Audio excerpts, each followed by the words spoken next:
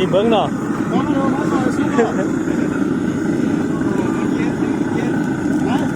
แกงกับสุดตรงเลยเหรอ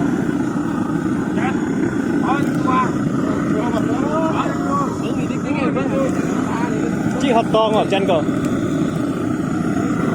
รถสมบัติแน่ล่ะท้ายมึงไหวว่ามึงก็มาจ้อยเวียกเพื่อนเฮ็ดแต่เฮ็ดว่า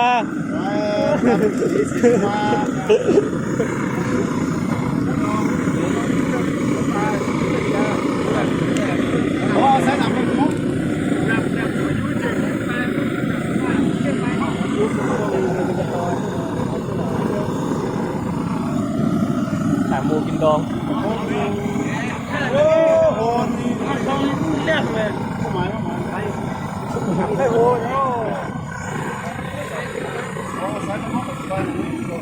โม่ด้วยโอ้เรื่องแล้วเวลามันไปเดี๋ยวมันเย็นก็ออก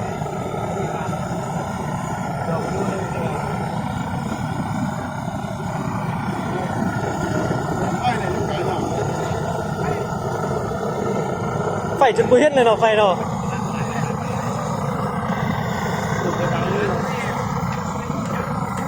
แล้วพ่อจะพูดแล้วมึงว่าลงแล้วพึ่งมองได้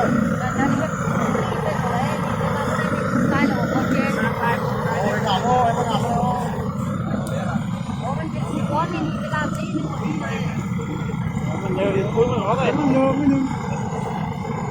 แห้งเอาหม้อต้องบอกเดี๋ยวไว้ติดดึงไฟเป็นตัวมันกระแทกมันเอาเพราะมันเลืองเลยพูดออก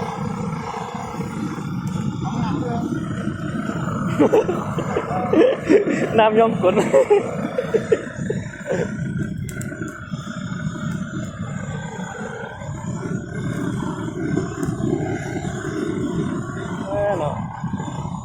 เอานี่มาจุดให้จุดโซนดีๆเดี๋ยว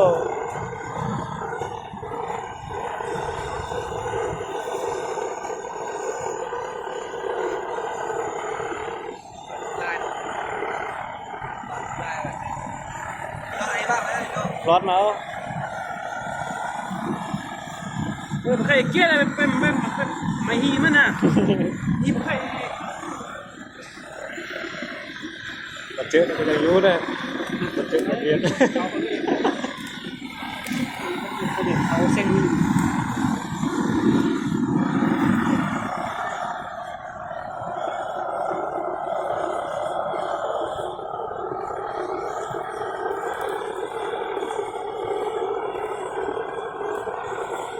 กูมันแต่ไม่น่ะ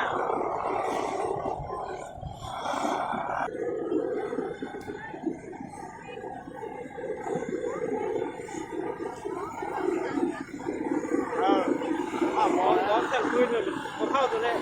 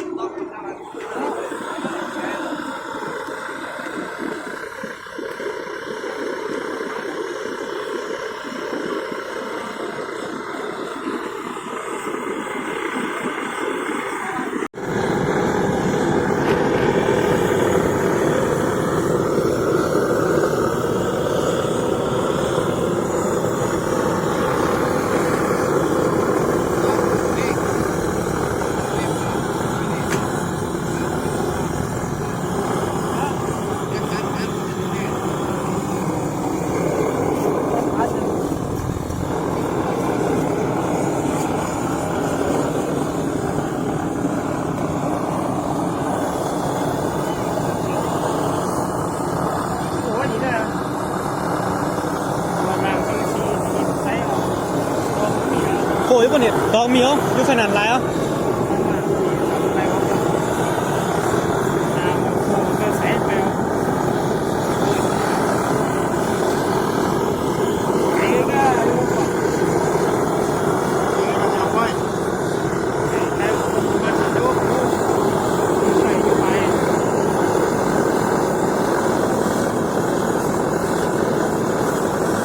จะคักมาบ้าเนี่ยบกฟุตกว่าเท่าไหร่แล้วนี่เนาะ1 ตึงปึ๊กกัน